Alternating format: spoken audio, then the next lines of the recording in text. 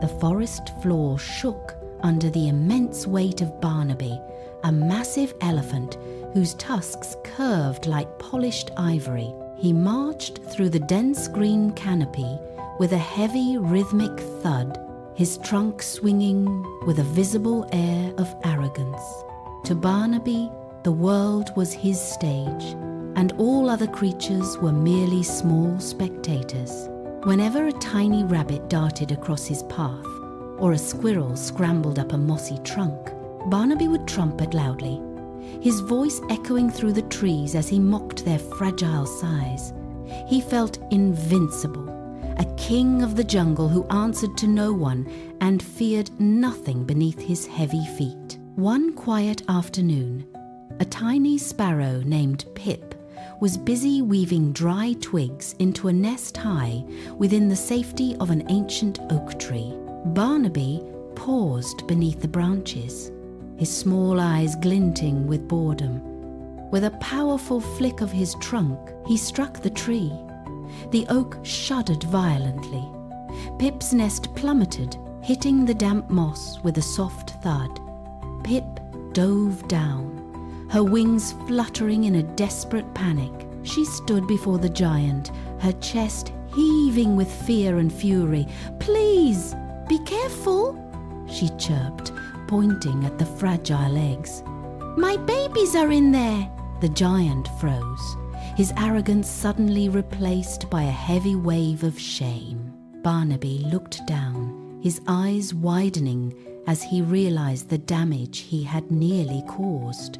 In a moment of unexpected grace, he knelt, his massive knees pressing deep into the soft dirt. He used the very tip of his trunk to gently lift the nest, placing it back into the safety of the high branches. He did not leave. Barnaby stood guard, a silent sentinel, until Pip was settled and the forest grew quiet. For the first time, the elephant understood that his strength could protect rather than destroy.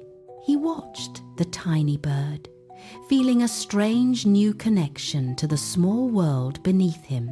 3 days later, heavy rains turned the valley into a treacherous swamp. Barnaby stepped forward, but his front legs sank instantly into the grey, sucking mud.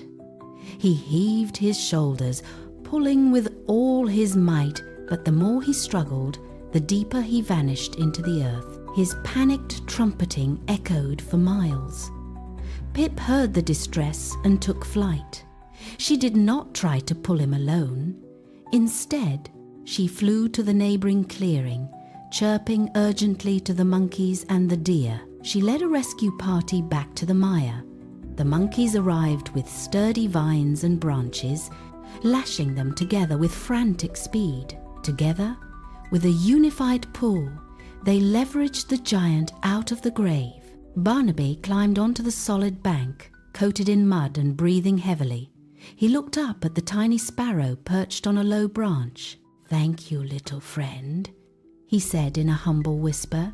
"Your small wings achieved what my great strength could not." From that day on, the forest knew a different elephant. He no longer mocked the small, but walked with a careful stride.